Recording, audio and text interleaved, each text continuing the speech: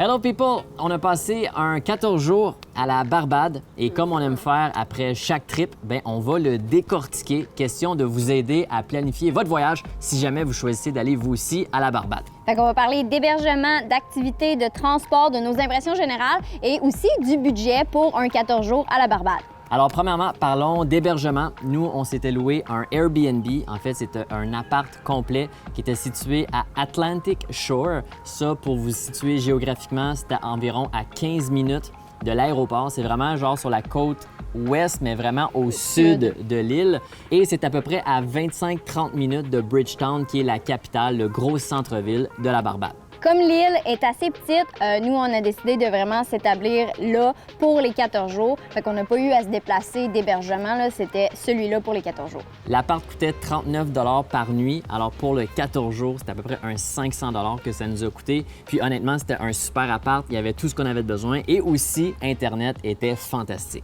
On n'avait pas l'air climatisé, par contre, sauf que ça l'a pas dérangé tant que ça parce que le jour, on est à l'extérieur en exploration et pendant la nuit, il y a quand même une bonne brise qui rentrait dans l'appartement, donc on n'a jamais eu très chaud. Pour le transport, nous, on s'est tout simplement loué une voiture. On l'a ramassée à l'aéroport, on l'a déposée au même endroit, puis honnêtement, c'était un super bon choix. C'est un bon choix parce que, comme on l'a dit tout à l'heure, l'île est assez petite, alors ça nous permettait vraiment de se déplacer un peu partout puis d'aller voir tout ce qu'on voulait voir. Et la voiture nous a coûté un 300 $ pour les 14 jours. Là, c'est à noter qu'à la Barbade, le volant est à la droite dans la voiture, ce qui veut dire que tu conduis dans la voie de gauche sur la rue. Alors ça, c'est juste une chose à garder en tête. Si vous n'êtes pas habitué à ça, il faut s'habituer sur place, évidemment. C'est quand même pas trop compliqué. Les routes sont plus ou moins étroites, mais il n'y a pas énormément de trafic. Alors ça va super bien à ce niveau-là. Quand vous allez arriver à l'aéroport, on va vous faire payer un 5 $ US ou un 10 $ barbadien. Dans le fond, ça va vous permettre d'avoir un genre de permis temporaire pour pouvoir conduire là-bas.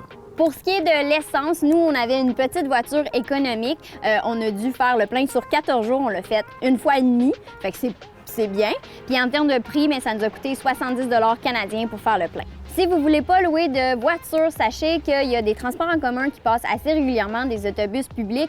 Ça coûte 3 $ barbadiens, qui est l'équivalent à peu près à 2 $ canadiens. Puis, ils vont vraiment partout sur l'île, donc il n'y a pas de problème là-dessus. Vous pouvez utiliser ça comme moyen de transport. En termes d'activité, évidemment, c'est une île dans les Caraïbes. Alors, ce qu'il y a à faire là-bas, c'est d'aller à la plage. Puis les plages sont vraiment fantastiques. C'est tellement beau, là, le sable est blanc, l'eau est cristalline, bleue, là, c'est magique. Puis les belles plages pour se baigner, c'est vraiment partout sur la côte ouest. Sur la côte est ou même au sud de l'île, le courant est quand même un peu fort, fait que c'est moins baignable. Mais sur la côte ouest, c'est fantastique. Nous, on est allé à quelques-unes des plages. On est allé premièrement à Carlisle Bay, qui est probablement la plage la plus populaire de l'île. C'est juste à côté de Bridgetown. Le sable est blanc, l'eau est bleue et on peut même faire de la plongée en apnée du rivage avec des tortues. La deuxième plage qu'on a faite, c'est Paynes Bay Beach. Puis encore là, c'est une super belle plage où on a eu la chance de faire de la plongée en apnée avec des tortues. Mais la seule différence, c'est que là, il y avait aussi des coraux. Alors, il y avait une plus grande variété de poissons, alors plus de choses à voir en apnée. À quelques mètres là, du bord, c'était absolument fantastique. Et là, si vous allez à la Barbade et que vous avez votre propre équipement de plongée en apnée, je vous suggère de l'emmener avec vous. Sinon, vous pouvez toujours le louer. Nous, à 2 reprises, on l'a loué aux 2 plages et ça nous a coûté environ 30 $ barbadiens pour ça.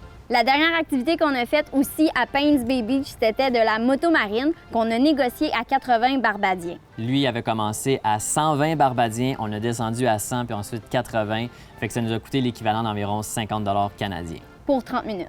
Il n'y a pas juste des plages à voir, il y a aussi d'autres activités qu'on peut faire. Nous, entre autres, on a été visiter la réserve faunique de la Barbade où on a pu voir des singes. On est aussi allé au jardin botanique, le Hunt's Garden, qu'on a pu voir une grande variété de plantes qu'il y a là-bas. À la Barbade, évidemment, il y a plusieurs distilleries de rhum qu'on peut visiter. Nous, on est allé à l'abbaye Saint-Nicolas, qui était comme un genre de musée / distillerie où on a pu goûter des rhums locaux. Il était très bon, le rhum. Très fort, mais très bon. Niveau point de vue, c'est certain que la Barbade, c'est une petite île. Il n'y a pas des grosses montagnes. C'est assez plat. Ceci dit, il y a un point de vue que vous pouvez vous rendre assez facilement en voiture. Ça s'appelle le Cherry Tree Hill. C'est vraiment proche de la réserve faunique de la Barbade et même de l'abbaye Saint-Nicolas. Vous pouvez monter là gratuitement avec votre voiture pour avoir une belle vue sur l'Atlantique. Puis si le temps vous le permet, vous pouvez toujours conduire aussi jusqu'au nord de l'île, au point le plus au nord, au Animal Flowers Cave, qui est, comme je l'ai dit, le point le plus au nord de la Barbade. Et là, il y a aussi un restaurant, là, si vous cherchez un beau restaurant avec un beau point de vue. Pour ce qui est de la nourriture, leur spécialité, c'est le poisson. Alors, c'est sûr que dans les restaurants, il va y avoir beaucoup de mets avec du poisson à l'intérieur. Nous, on n'est pas des fans.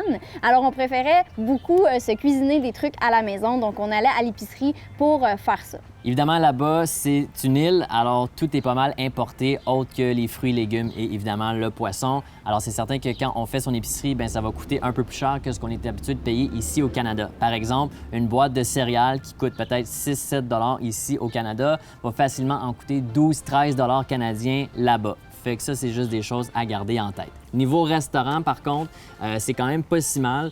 Il y a un petit quartier vraiment fantastique pour les restos qui s'appelle Oistins, qui est un ancien village de pêcheurs. Et là-bas, ils servent majoritairement du poisson, mais un bon plat là, quand même très rempli. Alors, poisson ou poulet avec du riz, salade, patates, etc.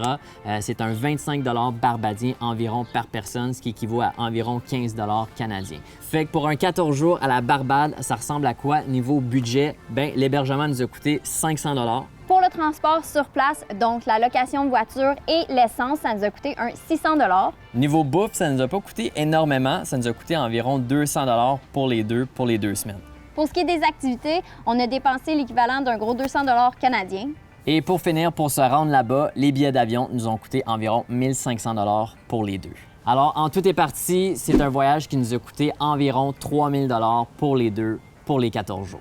Sérieusement, la Barbade, c'est une super belle destination, surtout pour un petit 2 semaines. Les gens sont hyper sympathiques, c'est super propre comme pays et MJ capote sur le fait que l'eau est potable. Oui, l'eau du robinet est potable, puis ça fait du bien parce que t'as pas ça dans l'arrière-pensée de dire, ben peut-être je vais tomber malade en vacances. Il n'y en a pas de problème. Tu tombes pas malade à manger là-bas et tu tombes pas malade à boire de l'eau du robinet ou à prendre ta douche. Niveau banque, là-bas, il y a des CIBC, il y a des banques Scotia, il y a des RBC, ce qui fait que de retirer de l'argent, bien, c'est hyper facile, super simple et ça ne nous coûte pas énormément en frais non plus parce qu'on peut aller retirer directement de notre banque. Et là-bas, ils parlent anglais, donc au niveau de la communication, bien, c'est hyper facile. Finalement, juste pour terminer, niveau Wi-Fi, niveau connexion Internet, elle est fantastique. C'est du 4G dans notre Airbnb, on l'a mentionné, on avait une très bonne connexion. Mais il y a aussi plusieurs endroits à Bridgetown, dans les restos, dans les magasins, où il y a du Wi-Fi gratuit. Alors, c'est facile de toujours trouver une connexion. All right, that's it. C'est ce qui résume notre voyage. Si vous avez d'autres questions, n'hésitez surtout pas. Et entre-temps, bien, laissez un like sous la vidéo sur notre page si ce n'est pas déjà fait. Puis dans les commentaires, dites-nous si on vous a donné le goût d'aller à la Barbade. All right, on se revoit la prochaine fois. Ciao! Salut!